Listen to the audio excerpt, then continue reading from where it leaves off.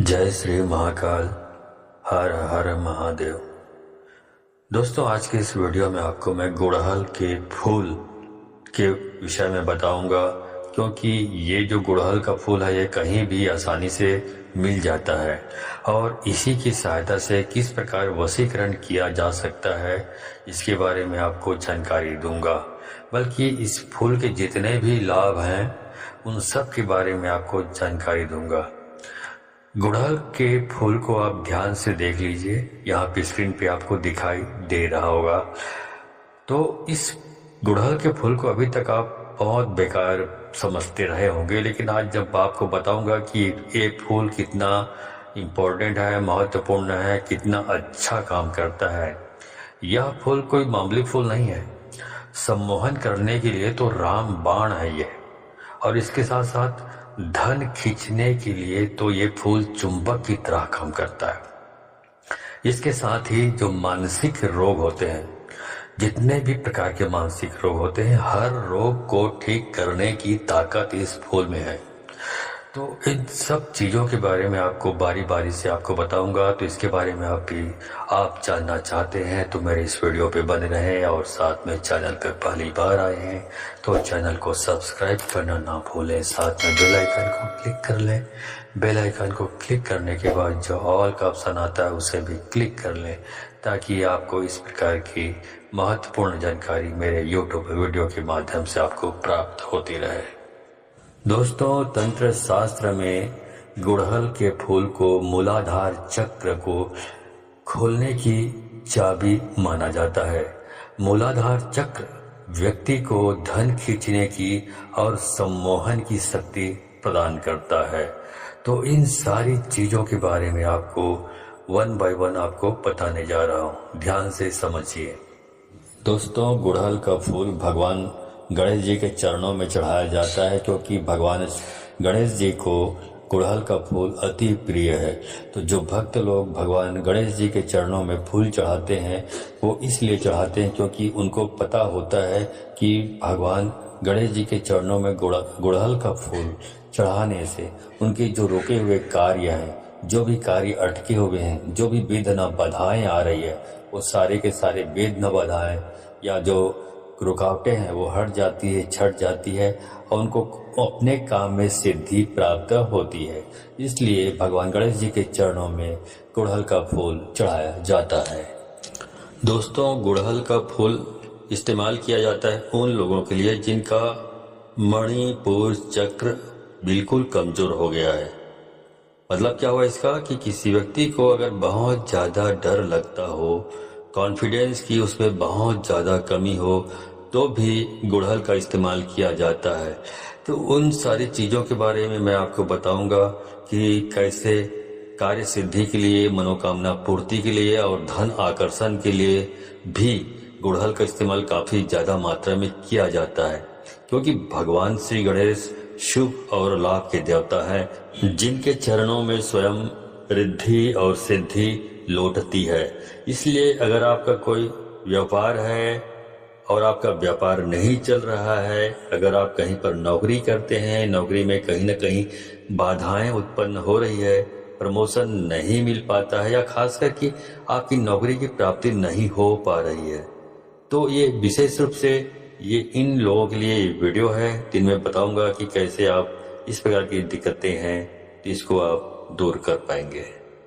तो सबसे पहले वीडियो को लाइक करके कमेंट बॉक्स में श्री गणेशाय नमः लिख दें, ताकि आप पर भगवान श्री गणेश जी की कृपा हमेशा बनी रहे। जैसा कि आप जानते हैं कि गुड़हल का फूल तो भगवान श्री गणेश जी को अति प्रिय है ही, लेकिन आपको बता दूं कि भगवान श्री गणेश माता लक्ष्मी को भी अति प्रिय हैं।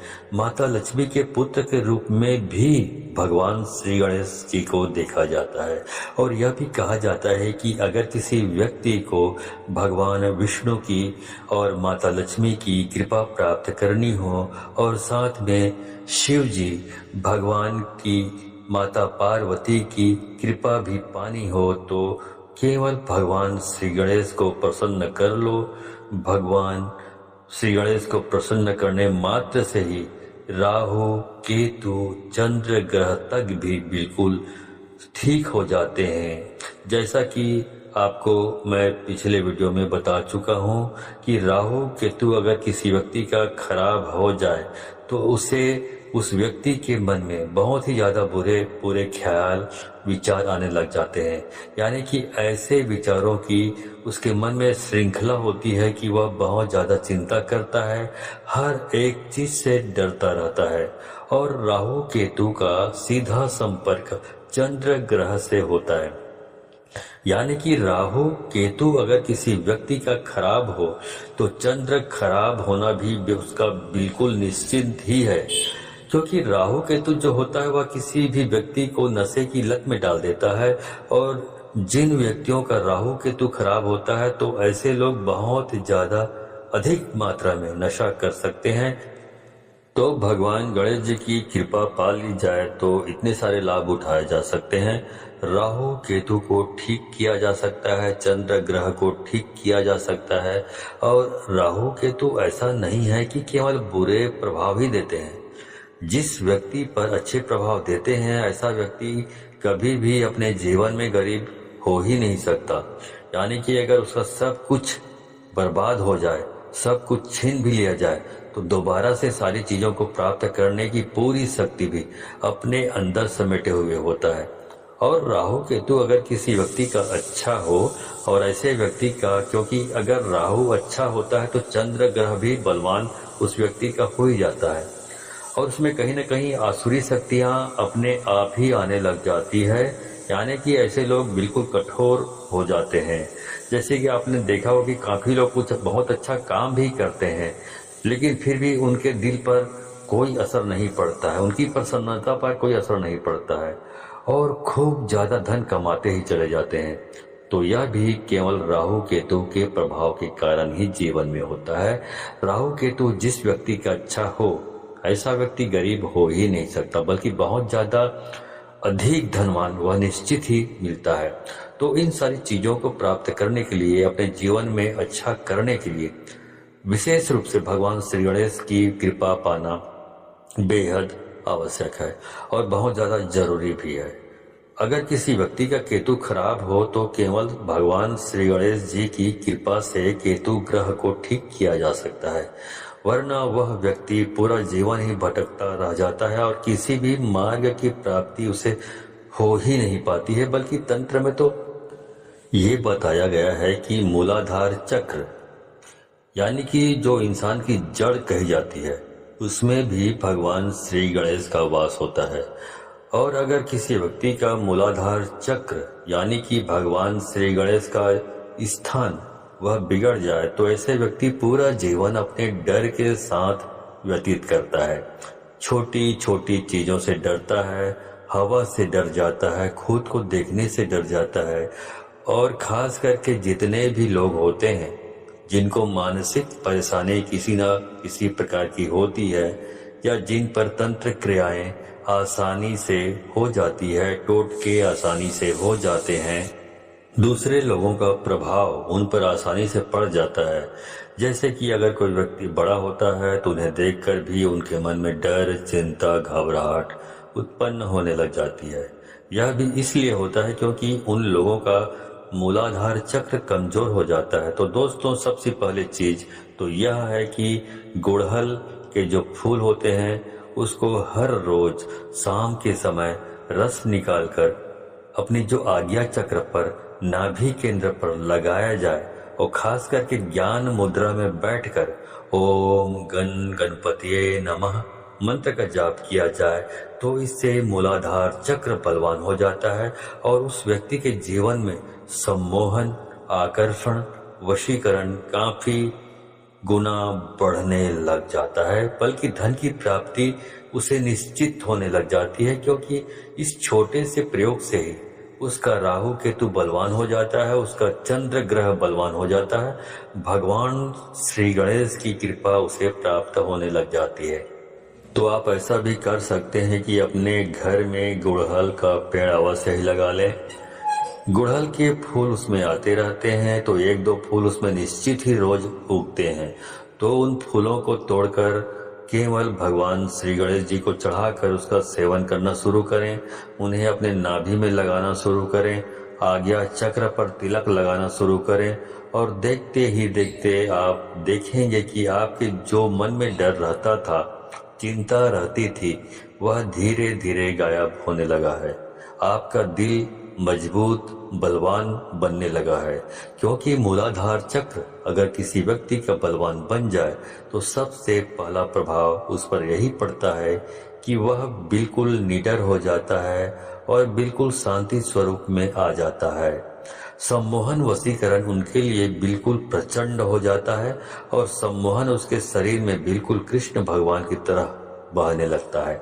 यानी कि जिस भी व्यक्ति की वह कामना करता है वह व्यक्ति उसके पास अपने आप ही खींचा चला आता है।